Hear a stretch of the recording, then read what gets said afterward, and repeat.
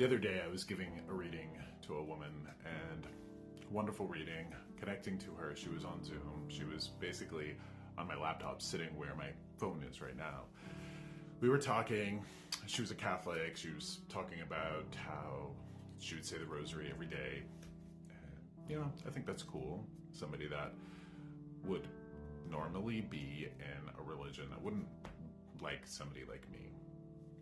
And I hate to make generalizations, but she sat with me. We had a wonderful time connecting to her mom, her brother, all sorts of people in her life. And at the end of the reading, she says to me, she goes, "You know that Frankenstein right there? He doesn't belong." So I have these novena candles and I have dried roses in them. So, you can see Mary, who I have a special relationship with in my own way. Over here is Betty White. And here's Herman Munster. I don't think she saw Betty White there, but she could see these behind me. And she goes, that Herman, that Frankenstein, he doesn't belong there. And I said to her, yeah, he does. Yeah, he does. Why? Because that's me. I'm not going to pretend to be anybody else but me. I'm just going to be me. This is a reflection of not only am I an authentically connected spiritual person, but I'm a goofball. I'm a kid of the 80s. I love horror movies.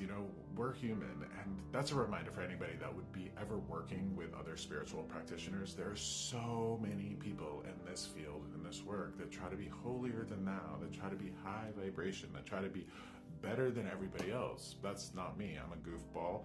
I have a particular set of gifts. I use them for the betterment of everybody that crosses my path. And I'm still me. I'm down to earth. I swear. I'm goofy. I'm silly. I'm a believer in vitamin joy. And I march to the beat of my own drum. The tarot card that I pulled for today, Wednesday, October 16th, comes to us from the Seven of Pumpkins. Now, this card has a certain level of patience where, having to grow the fruits of our labor, we have to have an appreciation for everything around us, including ourselves. I have an appreciation for myself in the way that I don't try to be like other people that do this. I try to be like myself. That's just who I am. If I have ever tried to be like anybody else, anything else, it's never worked out. The greatest connection that I've ever found doing this work is leaning into who I am and who I was born to be. For you, I need you to know that you are a particular flower in the great garden of the cosmos. You have never existed before. You will never exist again.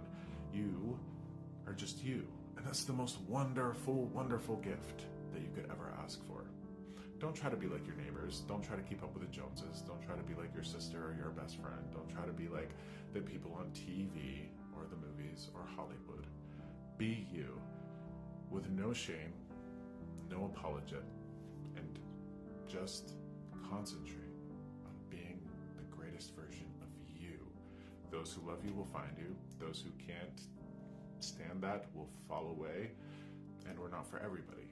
So with that in mind, make sure that you honor your own path and your own soul blueprint as you were meant to express it in this world.